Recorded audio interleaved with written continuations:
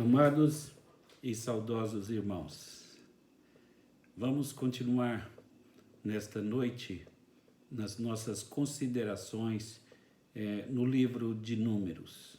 E hoje consideraremos no capítulo 21, os versos 10 a 35, onde veremos que Deus é aquele que nos guia.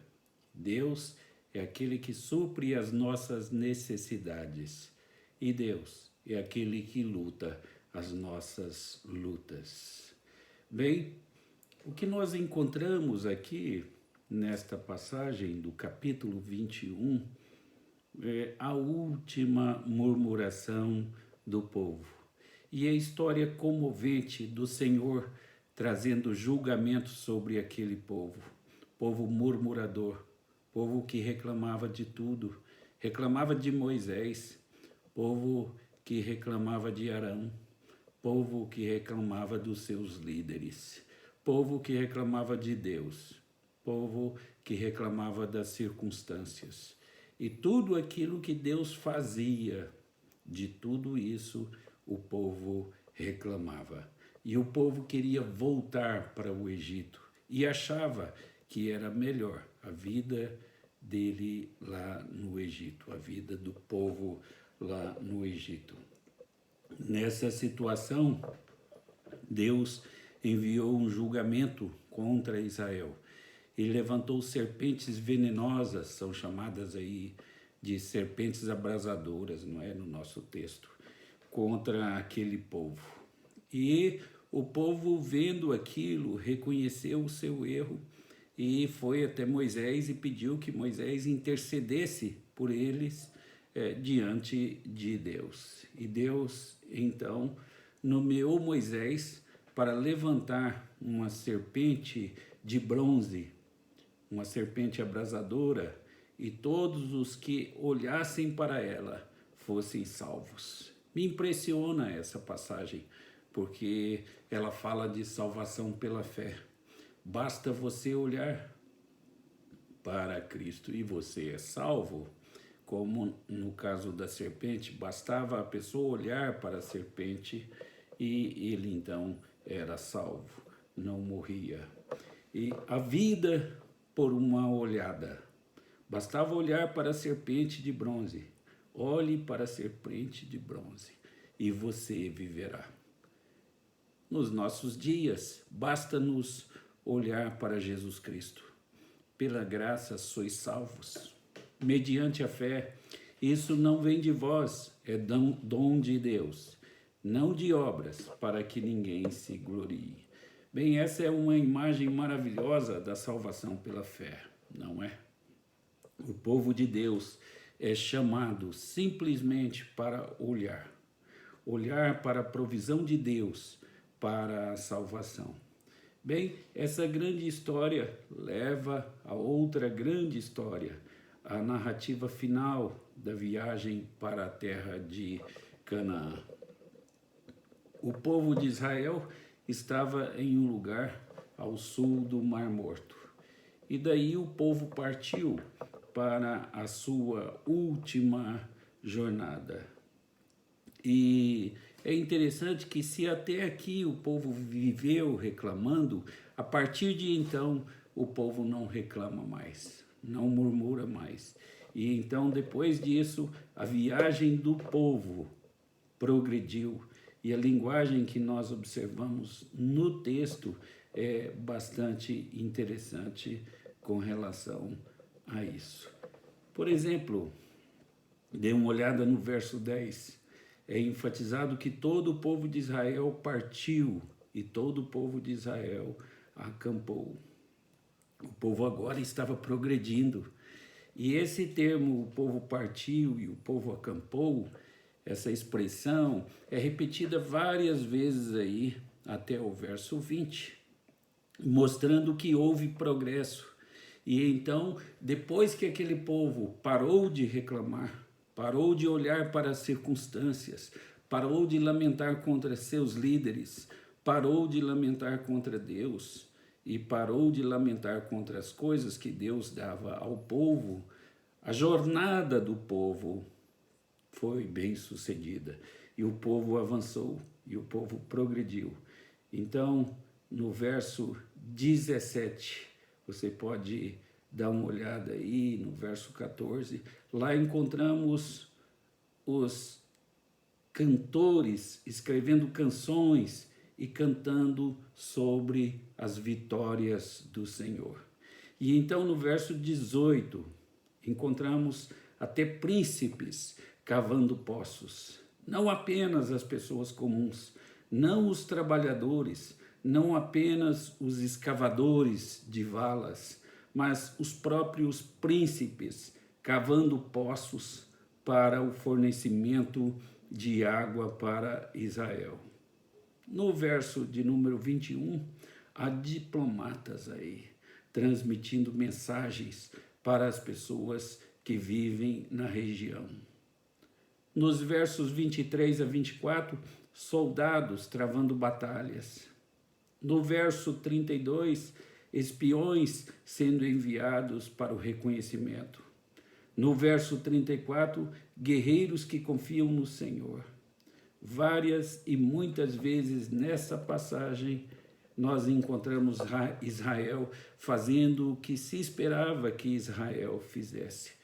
Quando o povo parou de murmurar, então cada um ocupou a sua função, cada um fez o que devia fazer e assim a jornada prosperou e assim eles chegaram logo à terra prometida.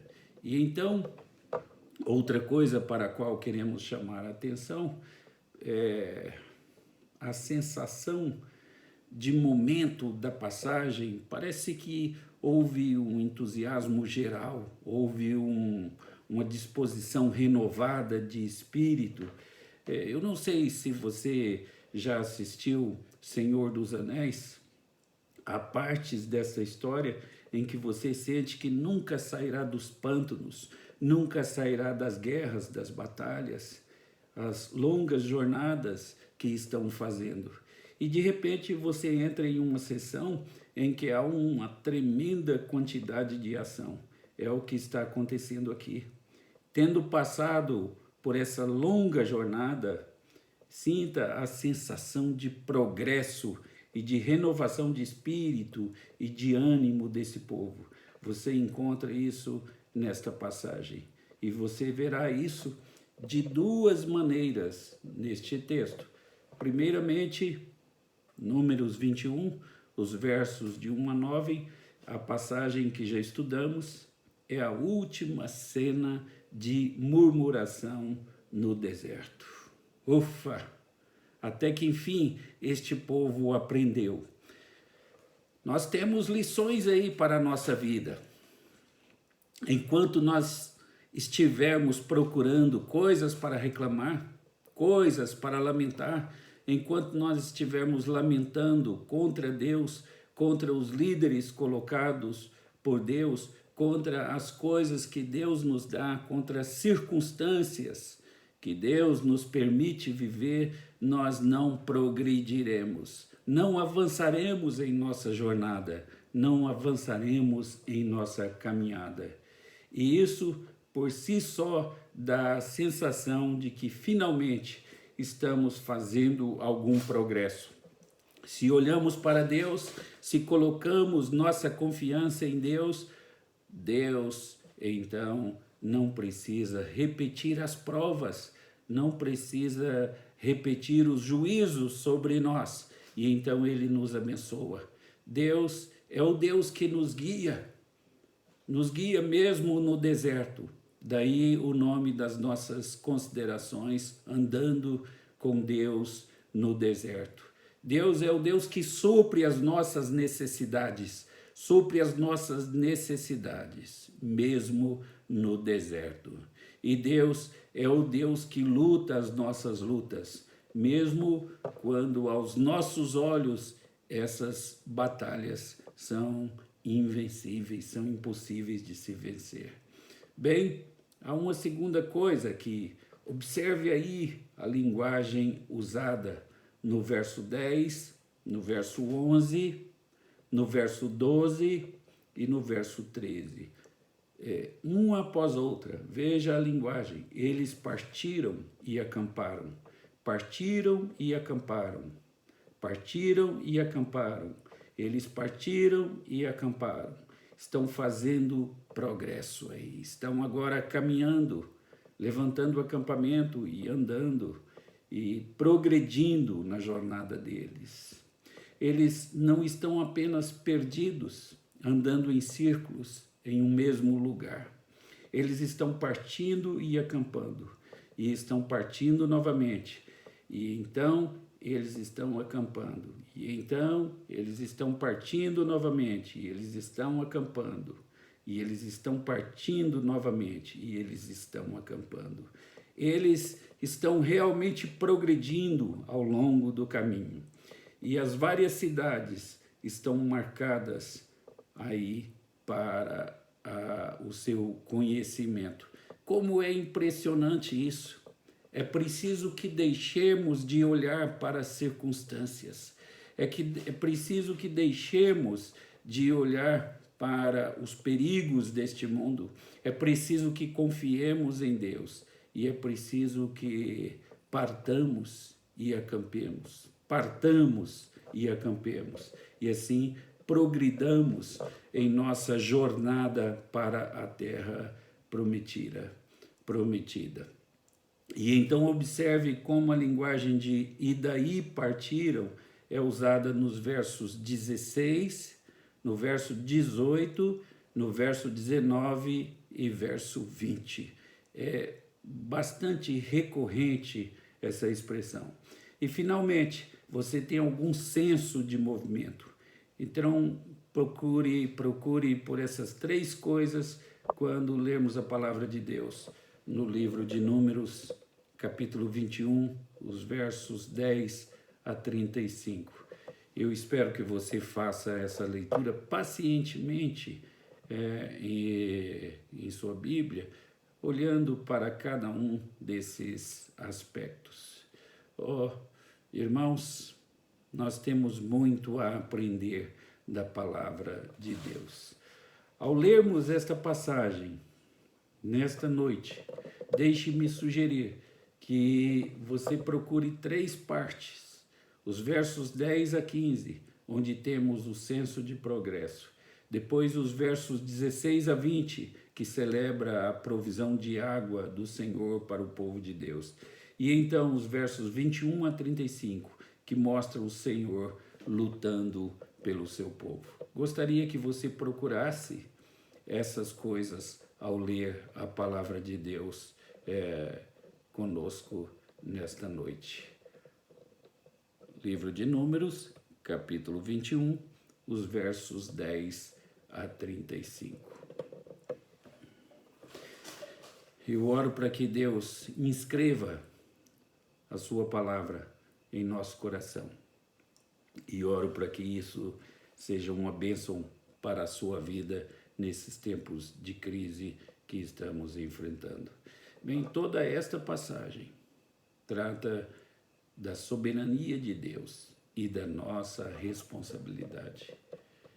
Há um tema que tem sido às vezes claro, explícito e às vezes implícito, desde que os filhos de Israel deixaram a terra do Egito a caminho de Canaã. E é um tema que só se tornará mais e mais explícito à medida que a viagem para Canaã se aproxima do seu final objetivo.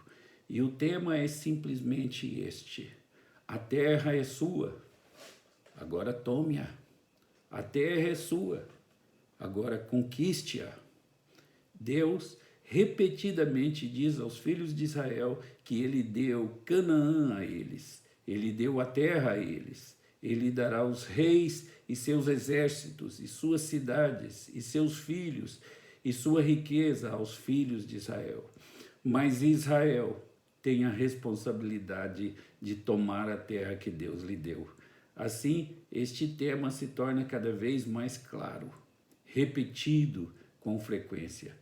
A terra é sua, agora tome-a.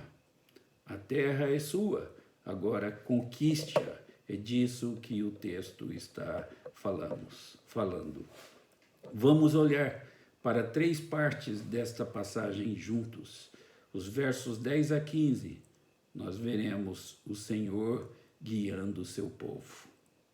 E então, nos versos 16 a 20, vemos o Senhor provendo as necessidades do seu povo.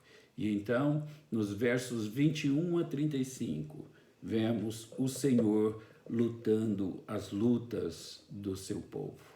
Vamos começar aí com os versos 10 até 15, o Senhor guiando o seu povo.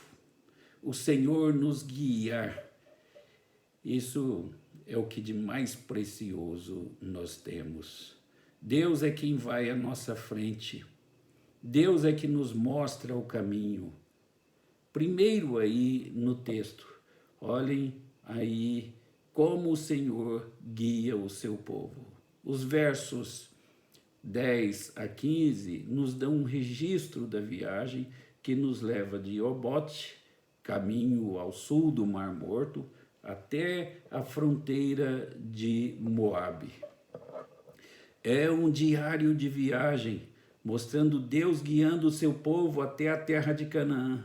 Deus prometeu a Israel que daria uma terra de descanso, e muito descanso de suas andanças, descanso de suas viagens, descanso de suas guerras, descanso de seus inimigos, uma terra que manaria leite e mel. Deus dá descanso ao seu povo. Ele vai guiá-los até este lugar de descanso. É claro que, em última análise, é o Senhor Jesus que guia o seu povo. É o Senhor Jesus que diz: vinde a mim, todos os que estáis cansados e sobrecarregados, e eu vos aliviarei. Mateus 11, 28. Ele é o único que guia o seu povo. Este relato mostra o Senhor como guia do seu povo a caminho da terra de Canaã. Mas notem, irmãos, primeiro, faz-se necessário parar de olhar para as circunstâncias. Faz-se necessário parar de reclamar. Faz-se necessário compreender que o que Deus nos dá é grande bênção. Olhe para a vida de vocês. Tudo que vocês possuem, diz-nos o apóstolo Paulo, possuem porque Deus deu a vocês. Quem te diferença? E que tens tu que não tenhas recebido? E se recebestes, por que te vanglorias, como se não houveras recebido? Diz Paulo aos Coríntios. Nós precisamos de entender isso e precisamos valorizar aquilo que o Senhor nos dá. O Senhor é quem nos guia e Ele nos guia para uma terra de descanso. O que seria de nós sem o Senhor?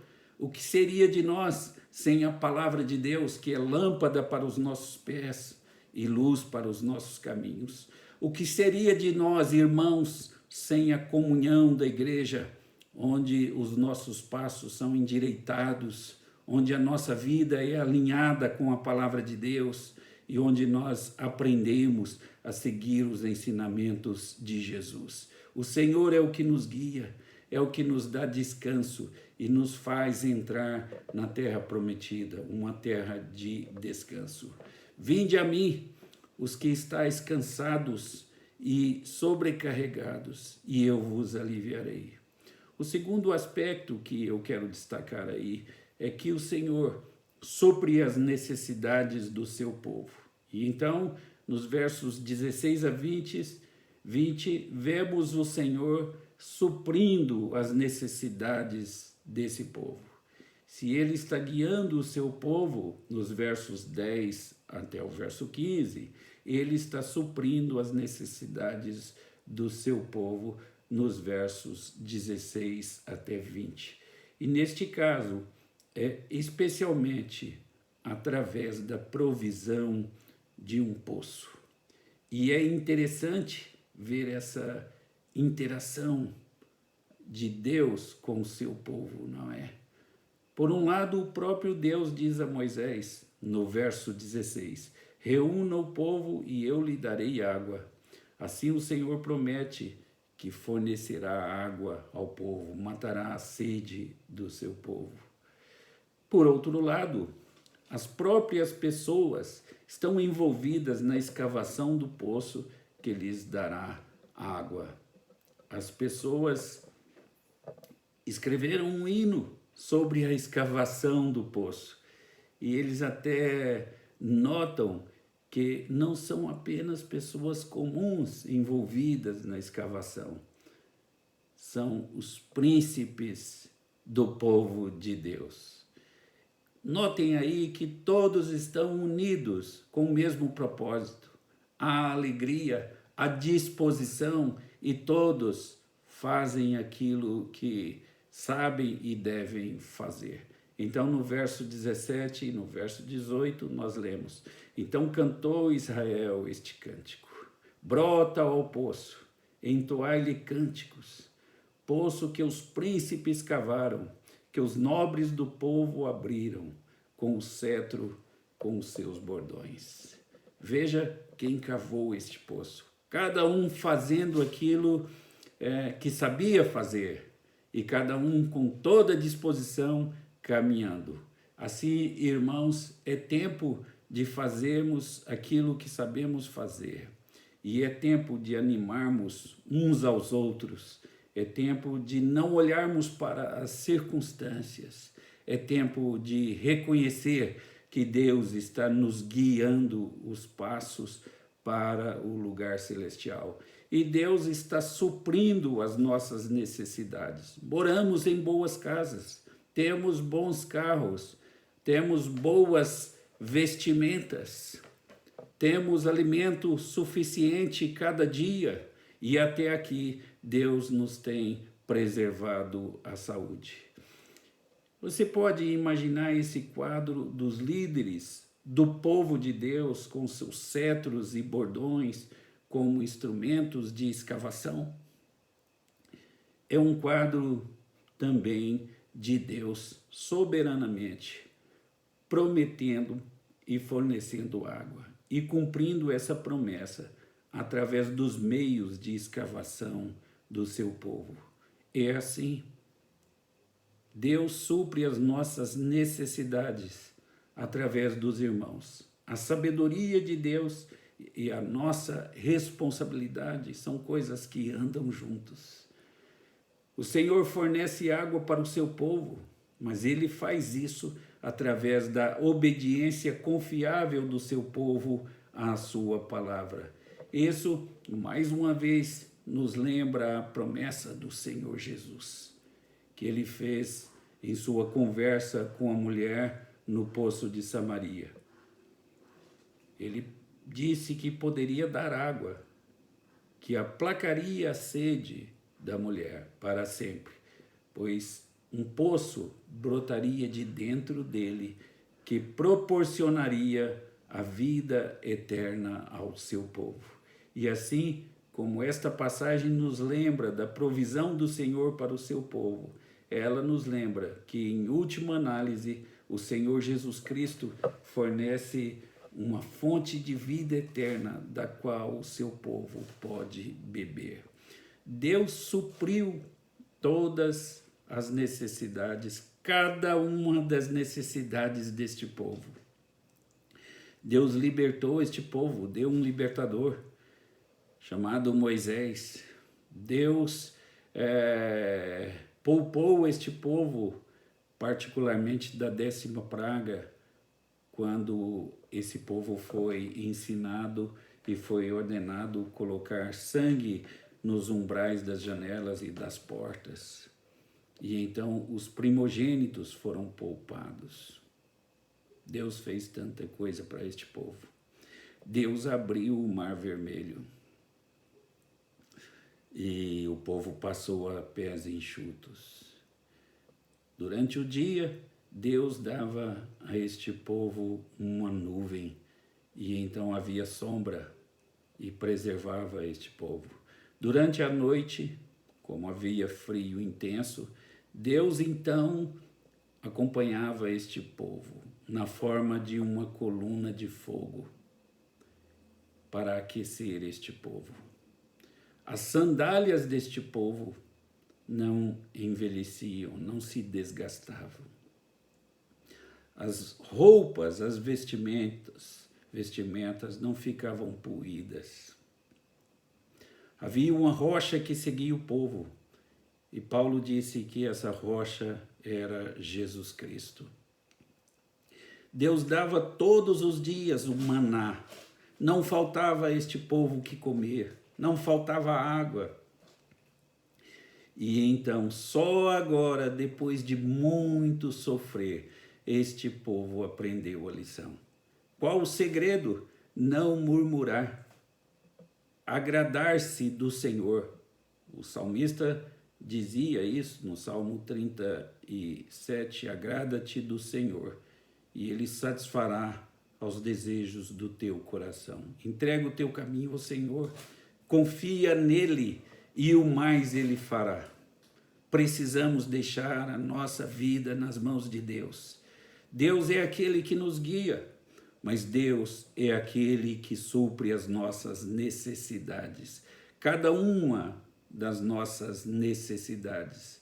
Na carta aos Filipenses, capítulo 4, no verso 19, nós temos o ensinamento do apóstolo de que nosso Deus suprirá em Cristo Jesus cada uma das nossas necessidades. Podemos acreditar nisso. Então, neste tempo de dificuldade, neste tempo de pandemia, nós podemos confiar em Deus e andar certos de que o Senhor é conosco. E se Deus é por nós, quem será contra nós? Precisamos ser prudentes? Precisamos sim. Precisamos ser sábios? Precisamos sim. E no sentido de nos resguardarmos em nossa casa e de não nos expormos a todo esse mal que aí está, não é? Mas devemos saber que Deus nos guardará e devemos nos alegrar com isso. O terceiro ponto que eu quero destacar aqui é que o Senhor luta pelo seu povo. O Senhor luta as nossas lutas.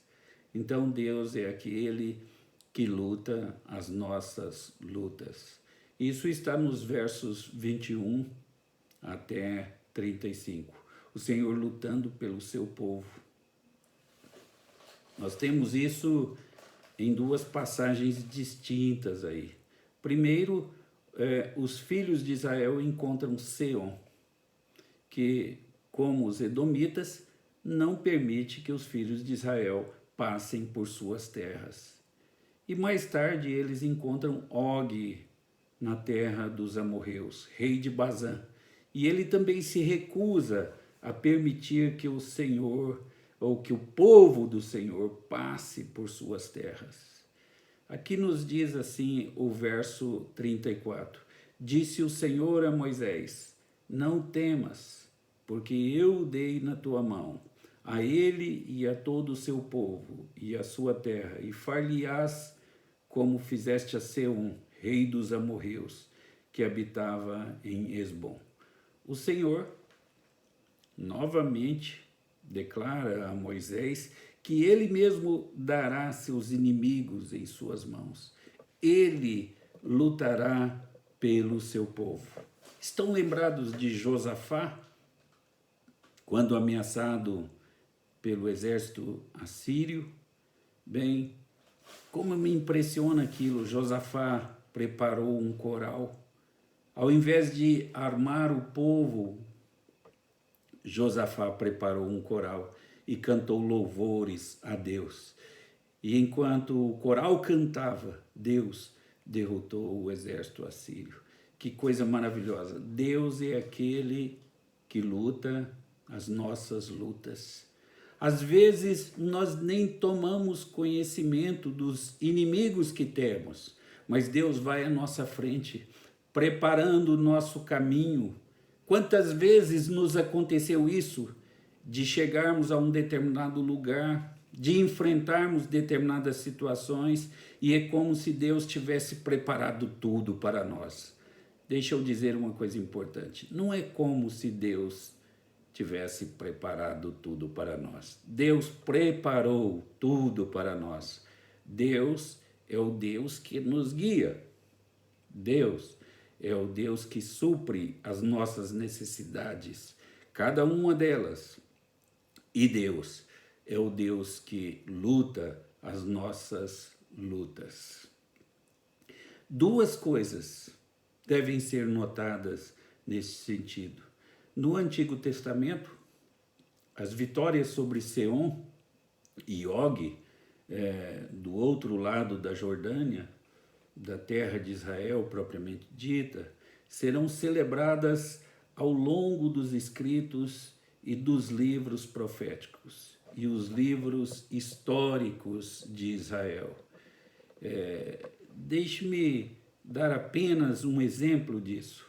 Se você abrir a sua Bíblia comigo, no livro de Josué, no capítulo de número 9, quando Josué está se preparando para levar os filhos de Israel para uma batalha no país da colina e nas terras baixas cananitas contra os hititas, os amorreus, os cananitas, os ferezeus, os heveus e os jebuseus, uma notável exceção entre essas tribos cananitas se destaca. Qual exceção? São os gibeonitas. Em outras palavras, todas as outras tribos de Canaã decidem que vão lutar contra Israel. Seom e Og vão impedir que Israel passe pelas suas terras. Mas os gibeonitas decidem que esse não é um bom plano. E eles nos dizem a razão, nos dizem o porquê. Veja em Josué capítulo 9, no verso 3. Diz assim: os moradores de Gibeão, porém, ouvindo o que Josué fizera com Jericó e com Ai, veja aí, eles ouviram falar das vitórias de Deus através de Josué em Jericó e na cidade de Ai. Mas isso não é tudo. Se você olhar para os versos 9 e 10, eles ouviram não apenas das vitórias sobre Jericó e Ai, mas ouviram de Deus libertando os filhos de Israel do Egito e o que mais. Ouviram sobre as grandes lutas de Deus, tomando as batalhas do seu povo para si. Os versos 9 e 10, então, nos dizem assim: responderam-lhe, teus servos viram ou vieram de uma terra muito distante, por causa do nome do Senhor, teu Deus, porquanto ouvimos a sua fama e tudo quanto fez no Egito, e tudo quanto fez aos 2 reis dos amorreus que estavam da além do Jordão, Seom, rei de Esbom, e Og, rei de Bazã, que estava em Astarote. Irmãos, basta tomar uma concordância bíblica e olhar para o número de vezes que esta vitória sobre Seom e esta vitória sobre Og é repetida no Antigo Testamento. É pelo menos 10 vezes. Por quê? Porque é realmente a primeira grande vitória deles. Quando? Depois que pararam de reclamar, depois que pararam de murmurar, depois que cada um começou a fazer o que sabia fazer e o que podia fazer com o que tinha, depois que cada um começou a reconhecer as bênçãos de Deus como bênçãos, depois que cada um aceitou a liderança de Moisés, depois que cada um aceitou a liderança daqueles que eram indicados pelo Criador, por Deus, o nosso Senhor. Irmãos, Deus é o Deus que nos guia por toda a nossa vida. Eu nunca planejei morar em São Paulo, mas Deus me trouxe para cá. Eu nunca planejei me casar aqui, Deus me preparou uma companheira aqui. Deus me deu filhos. Tudo isso é a mão de Deus guiando. Deus me deu coisas boas, Deus me deu coisas maravilhosas, Deus me deu coisas inexplicáveis. Mas é preciso que nós vejamos isso e sejamos agradecidos e reconheçamos tudo isso. Esta foi a primeira grande vitória que o povo de Deus teve, mas depois que parou de murmurar, parou de olhar as circunstâncias, parou de reclamar. Deus tinha derrotado os egípcios, eles se levantaram e assistiram. O povo ficou olhando como Deus derrotou os egípcios. Esta é a sua primeira grande vitória militar contra os ocupantes daquela terra. E eles os aniquilam, derrotam completamente. Esses ocupantes disseram: não, vocês não vão entrar. E Deus diz: eu os dei em suas mãos. Persigam-nos, a terra é de vocês. Agora conquistem-na. Eles lutam e aniquilam aqueles povos pecadores. Por isso, repetidamente na história de Israel e no Antigo Testamento, esse fato em particular é celebrado e a vitória sobre eles é cantada. A vitória sobre Seom e a vitória sobre Og. É a primeira grande vitória depois de uma grande lição aprendida. Precisamos também aprender isso, viver felizes com aquilo que Deus deu. Glorificar o nome de Deus em todas as coisas, porque Deus é o Deus que nos guia, Deus é o Deus que supre as nossas necessidades e Deus é o Deus que luta as nossas lutas. Curiosamente, os ocupantes da terra de Canaã notam isso e eles sabem disso, e é tão assustador para os gibeonitas que apenas eles, entre todos os cananeus, decidem não resistir ao povo de Deus. Veja o que fizeram com Jericó, olha o que fizeram com Ai, veja o que fizeram a Seom, olha o que fizeram com Og. A única esperança é fazer um tratado de paz com eles, disseram os gibeonitas. Fazer um pacto com eles. E é disso que trata a história de Josué, capítulo 9 e capítulo 10. Então, aí está a primeira coisa que eu quero que você perceba nesta noite. No Antigo Testamento, esta vitória sobre Seom e Og é celebrada pelo povo de Deus como uma prova da fidelidade de Deus a eles, em sua peregrinação para a terra de Canaã. O Senhor luta pelo seu povo. Cada uma das nossas batalhas, entrega o teu caminho ao Senhor, confia nele e o mais ele fará, nos diz a palavra de Deus. Bem, eu quero chamar a sua atenção para um quarto ponto. É que Jesus luta pelo seu povo. Aqui está a última coisa que eu quero que você veja nas nossas considerações de hoje. Em última análise, é Jesus quem luta pelo seu povo. Se você abrir o livro de Apocalipse, você verá João contando sobre a ira do Cordeiro contra todos os seus inimigos. Mas essa vara e esse bordão nos consolam. Esses objetos são instrumentos de proteção e são empunhados por um Salvador que luta por você. Um Salvador que luta até a morte contra aquele que fere o seu calcanhar. E então, finalmente, o Senhor esmaga a cabeça do inimigo de nossa alma. Amados irmãos, quem lutou as nossas lutas foi Jesus Cristo. Quem guiou os nossos passos foi Jesus Cristo. Quem supre cada uma das nossas necessidades também é Jesus Cristo. Toda esta passagem foi planejada para lembrar ao povo de Deus que em todas as dificuldades e circunstâncias terríveis e todas as decepções e julgamentos no caminho para a terra prometida, o Senhor é o nosso guia, o Senhor é a nossa bandeira, o Senhor luta por nós. Olhemos para o mundo em volta de nós.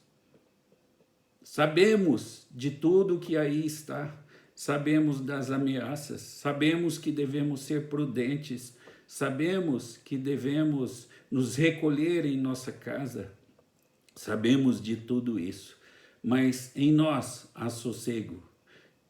A Bíblia diz assim, Jesus dizendo, deixo-vos a paz, a minha paz vos dou, não vos-la dou como o mundo a dá, não se turbe o vosso coração, crede em Deus, crede também em mim.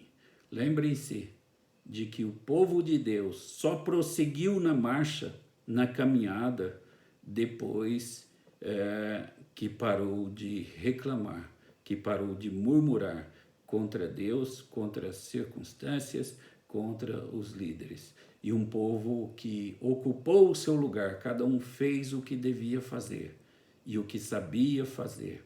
Cada um deu o seu melhor. Então, houve ânimo novo entre o povo, disposição nova entre o povo e progresso na caminhada para a terra prometida. E então este povo tornou-se irresistível. Que Deus abençoe você, que você seja um encorajador dos seus irmãos, que você olhe para as circunstâncias em que vivemos e saiba que o Senhor é o Senhor das circunstâncias, que Ele haverá de nos abençoar, de poupar a nós e aos nossos filhos, que Ele haverá de suprir cada uma das nossas necessidades e lutar cada uma das nossas lutas. Que Deus abençoe grandemente a você e a sua família e nesses dias de dificuldade. Amém.